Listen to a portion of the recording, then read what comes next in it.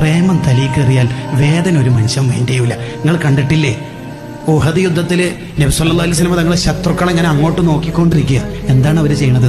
ശത്രുക്കളാണെങ്കിൽ പതിയിരുന്ന് തങ്ങൾക്കെതിരെ ഉന്നം വെച്ച് അമ്പയ്യാൻ ശ്രമിച്ചുകൊണ്ടിരിക്കുമ്പോഴാണ് മഹാനായ അബൂ ദുജാന റളിയല്ലാഹു അൻഹു നബി സല്ലല്ലാഹു അലൈഹി വസല്ലം തങ്ങൾ അങ്ങോട്ട് നോക്കുമ്പോൾ റസൂലുള്ളാഹിനെ മറിഞ്ഞിട്ട് ഇങ്ങനെ നിന്നത്, ഫേസ് ടു ഫേസ് ഇങ്ങനെ മുട്ടിയിട്ട് ഇങ്ങനെ നിന്ന്.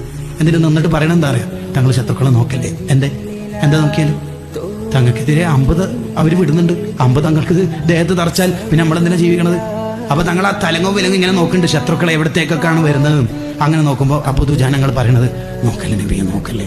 ഇങ്ങനെ പറയുമ്പോഴേക്ക് തങ്ങൾക്കെതിരെ വരുന്ന 19 ഇരുമ്പിന്റെ അമ്പ് ഈ പുറത്ത് തറച്ചിട്ട് ബ്ലഡ് 19 ദ്വാരത്തുനിന്ന് ബ്ലഡ് പുറത്തേക്ക് പോകുമ്പോൾ അബൂ ദുജാനങ്ങൾ ഇങ്ങനെ തന്നെ നിന്നിട്ട് പറയണത്, നോക്കല്ലേ നബി, എന്റെ മുത്ത് തങ്ങളല്ലേ, നോക്കല്ലേ. ഈ പ്രേമം തലയിൽ കയറിയാൽ ഇനി 1000 അമ്പ് തറച്ചാലും വേദന ഉണ്ടാവില്ല. പ്രേമം കയറണം തലയിൽ, നാവിലല്ല, സ്റ്റാറ്റസിലല്ല, തലയിൽ കയറണം. അതാണ് വൽ ഹുബ്ബു യഅ്തരിളു ലസ്സാതി ബിൽ അലമി.